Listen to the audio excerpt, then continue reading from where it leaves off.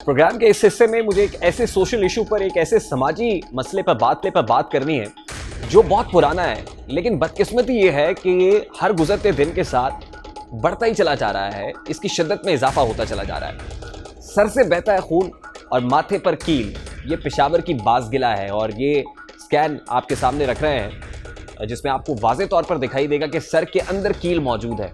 ये ससुराल के तानों और माशरे के इल्ज़ामात से बचने के लिए औलाद नरीना के लिए जाली आमिल के पास जा पहुंची, जिसने उस खातून के माथे पर कील ठोंक दी और यकीन दिलाया कि ऐसा करने से उसके यहाँ बेटे की विलादत होगी। ये अपनी नौयत का पहला वाक़या नहीं है, बल्कि हमारे माशरे में ये अलमिया हर घर की कहानी है। जब पहली औलाद नरीना पैदा हो तो उस देश की बेटियों को किसी हद तक कल्बी और ज़हनी सुकून मैसर हो जाता है, लेकिन जिनके यहाँ जब पहली औलाद लड़की हो जाए तो लोग ऐज़ो अकारिब बाकायदा तसल्लियाँ देना शुरू कर देते हैं। और उसके बाद ये एक प्रॉब्लम है जो सरायत कर जाती है उस फैमिली के अंदर। और शायद बादी नज़र में यही दिखाई देता है, उस खातून के जहन में भी ये खौफ होगा या एक सोशल प्रेशर होगा जिसने उसको मजबूर किया कि वो आमिल बाबा के पास जाएं। और आमिल बाबा आगे से क्या मशवरा देते हैं, वो ये मशवरा देते हैं कि इस औरत के सर में कील ठोंक दी जाए, हामिला है, उसके सर में अगर ये कील ठोंक दी जाएगी तो औलाद नरीना अता होगी। अब इसको क्या कहा जाए, ये कम इल्मी है, जहालत है, शिरक है, क्या है, लेकिन ये क्यों हो रहा है और कौन लोग कर रहे हैं। इस वक्त हमने इधर दो आमिलीन को मदऊ कर रखा है। हमारे साथ आसिफा जिब्रील साहिबा हैं और जनाब अल्लामा महमूद चिश्ती साहब हमें ज्वाइन कर रहे हैं। बहुत बहुत शुक्रिया आप दोनों के कीमती वक्त के लिए। सबसे पहले आसिफा जिब्रील साहिबा, एक खातून के साथ क्योंकि वाकया हुआ है, सबसे पहले मैं आपका पॉइंट ऑफ व्यू लेना चाहूँगा।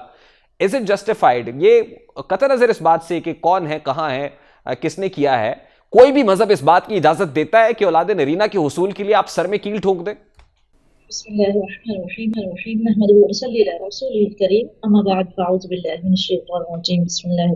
बेहद शुक्रिया आपने इस मौजू पर गुफ्तगू का मौका दिया।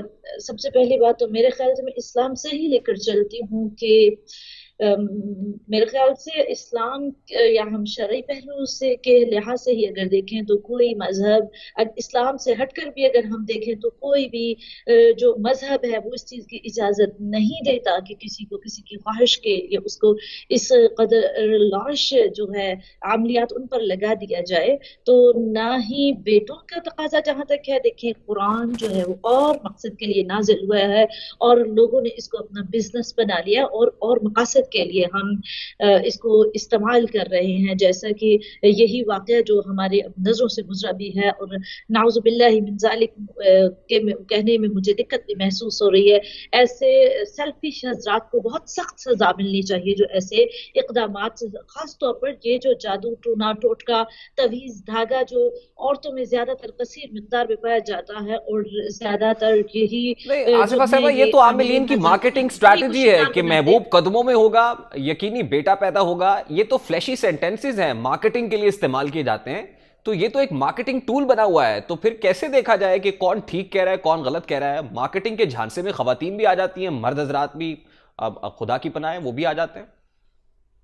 बिल्कुल, देखिए मार्केटिंग की जहाँ तक बात है ना, ये एक इंग्लिश वर्ड है। तो अगर हम देखें, देखिए अल्लाह ने, अगर हम सही, मार्केटिंग बुरी चीज नहीं है, लेकिन मौजू और मार्केटिंग जो है वो किसी भी अमल की, अगर हम बुरे अमल की मार्केटिंग करेंगे तो वो डेफिनेटली वो बुरी ही होगी। और अगर हम सही उलूम की मार्केटिंग करेंगे, जैसे हम कुरान और हदीस से लेकर चलते हैं, महबूब के आपके कदमों से ही अगर मैं इसी की बात लेकर चलूं तो आज जी आमिलीन हजरत करते हैं भी, ये आयत है चंद 100 रुपए में हम आपको देते हैं। देखिए कुरान करीम एक ऐसी किताब है जो किताब लारैब है, बेऐब है, लेकिन इसका मतलब ये नहीं है कि कुरानी आयात को सियाको सबाक से हट के अपने मकसद के हुसूल के लिए इस्तेमाल किया जाए। This is quite unjustified. अल्लामा साहब, बहुत शुक्रिया आपके वक्त के लिए। आप भी आमिल हैं, इस तरह की अमलियात आप भी करते हैं, रूहानी स्कॉलर भी हैं। इज इट जस्टिफाइड कि आप कुरानी आयात को अपने ऑब्जेक्टिव को अचीव करने के लिए इस्तेमाल करें? Is it justified? मेरा बड़ा सादा सा सवाल है। जस्टिफाई, देखिए कुरान को अपनी ज़ात के लिए तो कभी भी इस्तेमाल नहीं करना चाहिए, लेकिन पहले कुरान को समझ लेना चाहिए कि ऐसे मामलात के मुतालिक कुरान क्या कहता है।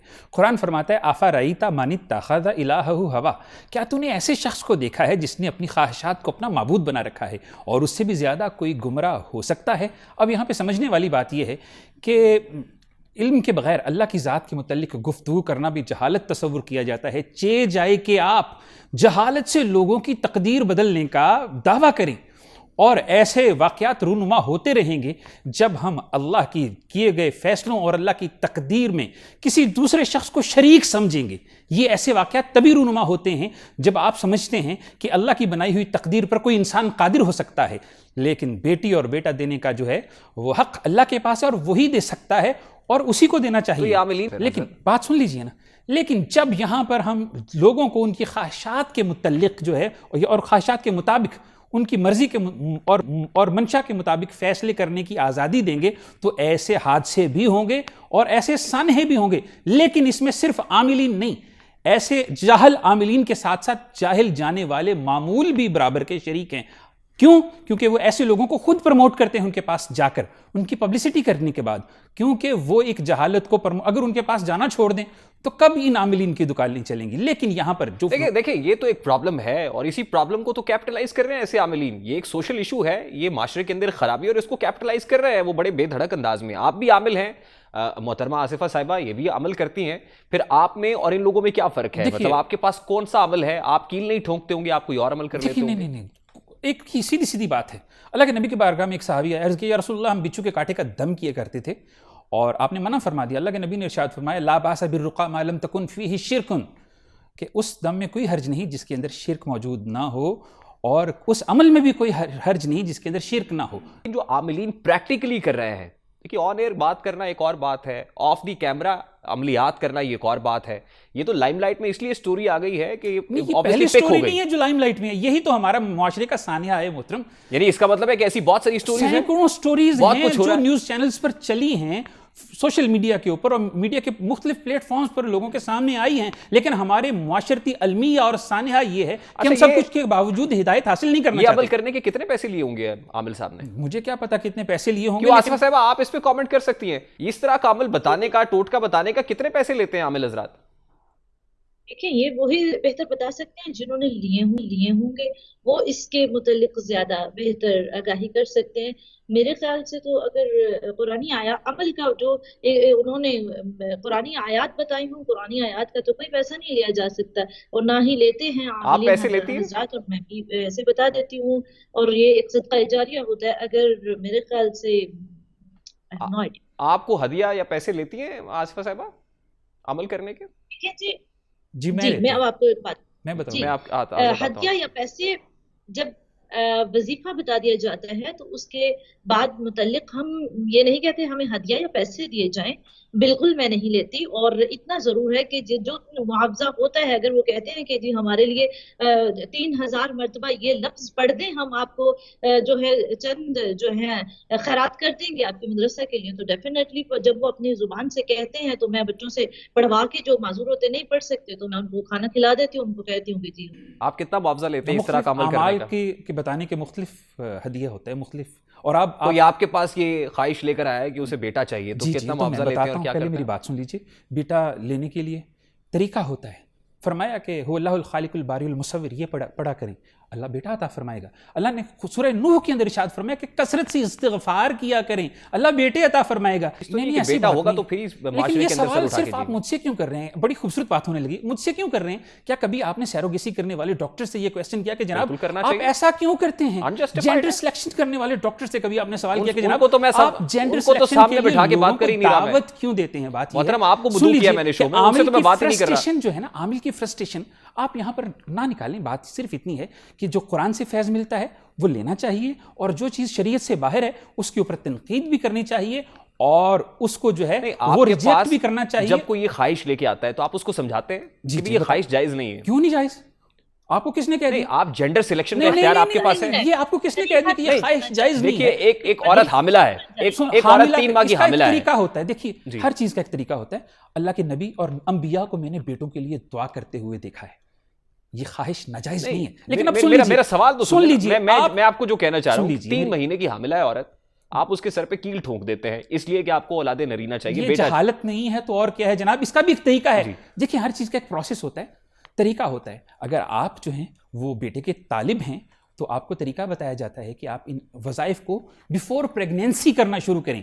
ٹھیک ہے، یہی میرا سوال ہے نا کہ اس سے پہلے جب وہ بیفور پریگنینسی کریں، چاہے جائے کہ کسی کے پیٹ میں 3 ماہ کا حمل ہے اور آپ اس کی تقدیر بدلنے کا دعویٰ کر کے اس کے سر میں کیل ٹھوک دیں، یہی مذمت کرنے کے لیے آپ وہاں پر، میں یہاں پر بیٹھا ہوا ہوں. تو بات یہ ہے کہ شریعت کے پیرائے میں اگر دیکھیں گے تو شریعت کے اندر اللہ کے نبی نے بہت خوبصورت بات کی، فرمایا خیر الدواء القرآن، بہترین دوا قرآن ہے، وہو شفاء للناس، یہ شفا ہے، وہو ھدی للناس، یہ ہدایت ہے. لیکن یہاں پر معاملہ یہ ہے کہ ہم جو ہے ایک واقعے کو قرآن کے اوپر یا عامل کے اوپر، وہ ایک واقعہ نہیں نا جیسے آپ نے بتایا، وہ ایک نہیں ہے نا جیسے آپ بتا رہے ہیں کہ ایسی تو مشروم گروتھ ہو رہی ہے، ایسے عاملین کی بھی ایسے واقعات کرنے کا جواز نہیں بنا سکتے، جواز نہیں بنا سکتے. آصفہ صاحبہ، کیونکہ آپ بھی بیٹی ہیں، آپ اس چیز کو بڑے خاتون ہیں، ایک اچھے طریقے سے ریلیٹ کریں گے کہ اس خاتون کو کتنی تکلیف ہوئی ہوگی جس کے سر کے اندر کیل ٹھونک دیا گیا ہے، اور پھر یہ جو خواہش ہے کہ ہمیں بیٹی نہیں بیٹا چاہیے ہے، تو اس حوالے سے معاشرے کے اندر اوبیسلی اویئرنیس بھی بہت ضروری ہے. بطور بیٹی کیا آپ کی جو ہے وہ شان میں کوئی کمی واقع ہو گئی، کہ ذات میں کوئی کمی واقع ہو جاتی، عزت کے اندر تکریم میں کوئی کمی ہوتی ہے؟ ہمارا اسلام تو بیٹی کی تکریم کو اور بڑھا دیتا ہے. آصفہ صاحبہ جی، میں اس پر یہ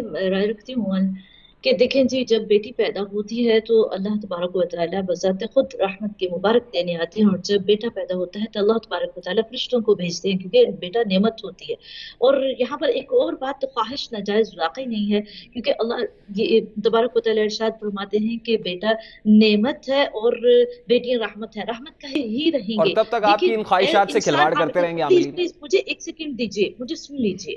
جب ہم اگر یہ وقوع پذیر کیوں ہوتے ہیں، رونما کیوں ہوتے ہیں؟ جب ہم اپنے خواہشات کے غلام بن جاتے ہیں. بہت بہت شکریہ آصفہ صاحبہ آپ کا. جی صاحب، آپ کچھ کہنا چاہ رہے تھے، وہ بھی بتائیے گا، اور پھر بتا دیجیے گا ہمارے دیکھنے والوں کو کتنا معاوضہ کیونکہ آپ لیتے ہیں، محبوب قدموں میں لانے کا معاوضہ کیا ہے؟ پہلے بات کر لیجیے میری.